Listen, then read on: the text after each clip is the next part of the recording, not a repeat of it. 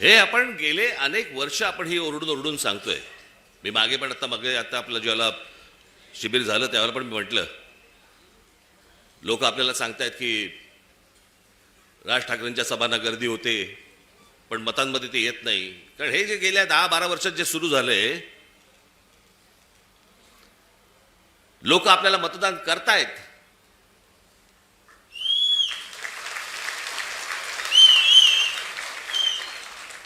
पण या सगळ्या भानगडीमधनं आपल्याला दरवेळेला पराभव पत्करावा लागतो. अनेकांना वाटेल की बाबा मी काहीतरी कारण देतोय. कारण काय द्यायची? अख्खा देश बोंबलतोय. आणि या सगळ्या प्रक्रियेमधनं मग सत्तेमध्ये यायचं आणि मग हवी तशी सत्ता राबवायची. बरं, आपण काय सांगतो आहोत त्यांना? आपण त्यांना सांगतो आहोत मतदार याद्या स्वच्छ करा. 5 वर्ष निवडणुका झालेल्या नाही आहेत या महाराष्ट्रामध्ये स्थानिक स्वराज्य संस्थांच्या. मतदार याद्या स्वच्छ करा. अजून 1 वर्ष लागलं तरी चालेल. 1 वर्षाने निवडणुका घ्या, काय फरक पडतो? आणि उद्या मतदार याद्या ज्यावेळेला स्वच्छ होतील त्यावेळेला ज्याचा विजय होईल, ज्याचा पराभव होईल, आम्हाला मान्य आहे. उद्या आज जे सत्तेवरती आहेत त्यांचा जर समजा विजय झाला, मतदार याद्या पूर्ण पारदर्शक झाल्यानंतर, आम्हाला मान्य आहे. पण ह्या सगळ्या गोष्टी सगळ्या लपवायच्या आणि लपून लपून लपून लपून त्याच्यातनं निवडणुका घ्यायच्या. मॅच तर फिक्स आहे भाई. ज्या वेळेला मॅच फिक्सिंग आपल्या क्रिकेटमध्ये ज्यावेळेला झालं त्यावेळेला अझरुद्दीन पासून सगळ्या लोकांना त्यावेळेला काढून टाकलं होतं. जडेजापासून काढलं होतं ना. इथे कोणालाच काढत नाहीत.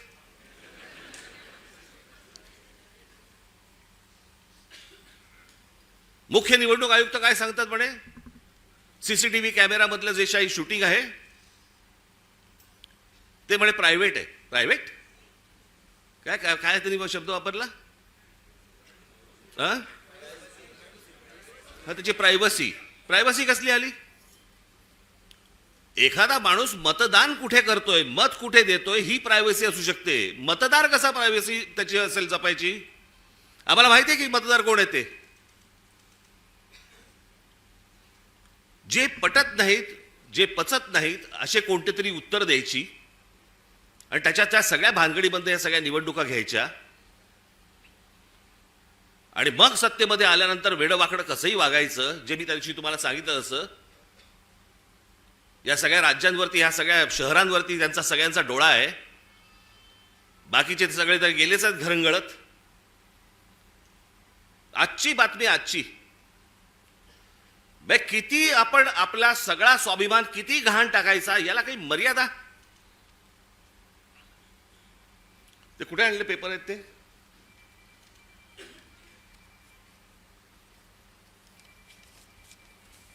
म्हणजे हा मनात ह्यांच्या विचार येतो कसा? ही आजची टाइम्स ऑफ इंडियाची बातमी आहे, इंडियन एक्सप्रेसची बातमी आहे आणि मला असं वाटतं ती कुठचं दुसरा वर्तमानपत्र, दिव्य मराठी. बाकीच्या वर्तमानपत्रामध्ये मी शोधत होतो पण त्याचा GR देखील आलाय. आणि हे एकनाथ शिंदेचं खातं. काय करतायत हे जर ऐकाल ना, नाही तुमची तळपायाची आग मस्तकात गेली तर सांगा मला.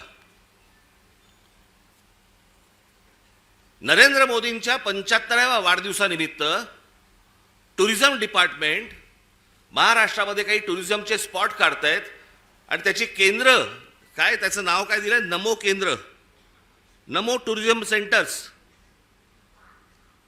ही नमो टुरिझम सेंटर्स कुठे काढतायत?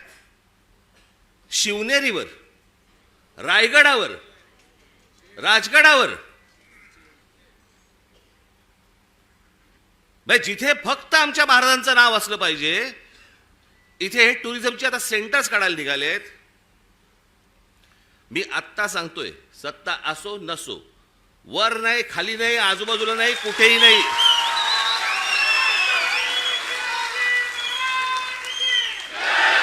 उभं केलं की फोडून टाकणार.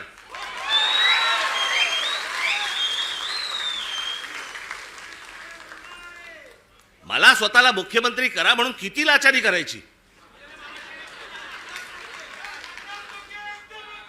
बरं, हे वरती पंतप्रधान देखील माहिती नसेल की खाली काय चाटुगिरी चालू आहे.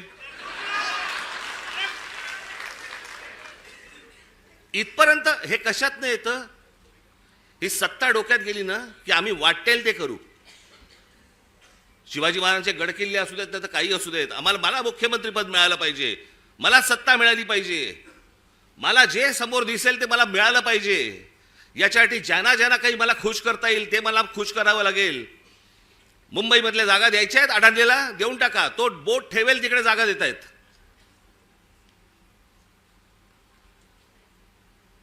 हे सगळं येतं सत्तेतून, सत्ता येते याच्यातून. म्हणून तुम्हाला बारीक लक्ष ठेवायला लागणार आहे. आणि याच्यासाठी म्हणून तो आपला उद्याचा 1 तारखेचा आपण मोर्चा काढतो आहोत. दणदणीत मोर्चा झाला पाहिजे, दिल्लीपर्यंत कळलं पाहिजे महाराष्ट्रामध्ये काय आग पेटली ती.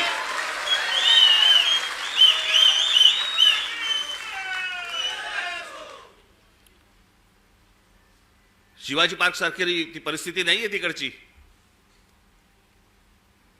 त्याच्यामुळे तिकडे बसेस बिसेस किती तिकडे जाऊ शकतात वगैरे मला माहिती नाहीये. पण तुम्हाला, माझ्या खास करून माझ्या महाराष्ट्र सैनिकांना, मी आज हे आमचे चॅनलचे सगळे बांधव भगिनी आले, त्यांच्या मार्फत मी माझ्या सर्व महाराष्ट्रातल्या सर्व मतदारांना, माझ्या महाराष्ट्र सैनिकांना सर्वांना मी सांगतोय की या मोर्चात सामील व्हा. महाराष्ट्रामध्ये काय प्रकारचा राग आहे हा या मोर्चामधून तुम्ही दाखवा.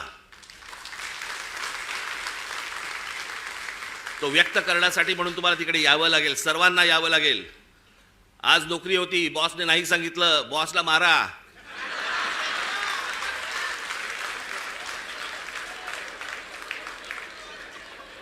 शनिवार पुरता 1 मत त्याच्या गालावर द्या आणि मला असं वाटतं तुमचा बॉस पण मतदारच असेल, त्यालाही घेऊन या.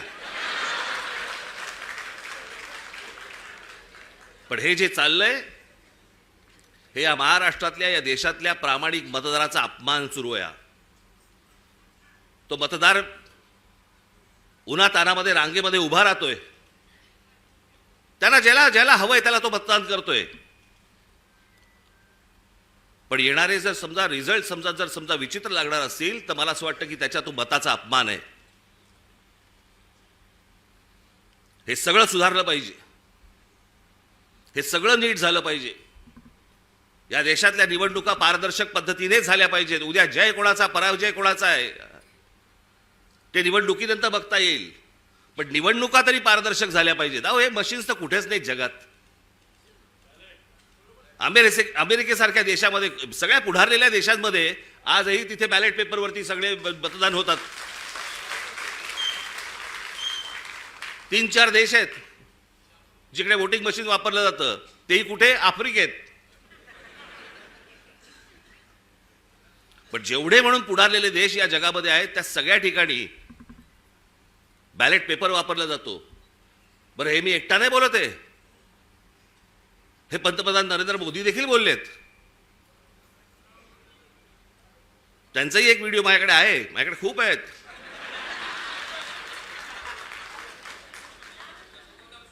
पण मला असं वाटतं की ही गोष्ट तुम्ही सर्वांनी गांभीर्याने घेणं गरजेचं आहे. परवाचा मोर्चा झाल्यानंतर तुम्हाला प्रत्येकाच्या यादी, आज सर्व इथे शाखाध्यक्ष आणि सगळेच मुंबईचे, ठाण्याचे, नवी मुंबईचे अनेक जण आलेले इथे, घराघरामध्ये जा, तुम्हाला चेहरे कळले पाहिजेत. आमचा गजानन कुठे गेला? काळे गजानन, आमच्या गजाननने काल एक गोष्ट शोधून काढली. तिकडे नवी मुंबई महानगरपालिकेचे आयुक्तांच्या बंगल्यावरती आयुक्ताच्या बंगल्यावरती 550 मतदारांची नोंदणी आहे. नवी मुंबई महानगरपालिकेच्या आयुक्ताच्या बंगल्यावर. तुझ्या इकडेच का काय? आता मला आठवत नाही, मला परवा दिवशी कुठेतरी एकाचा पत्ता सुलभ शौचालयाचा आहे. चला, बसला असताना सही घेतली काय?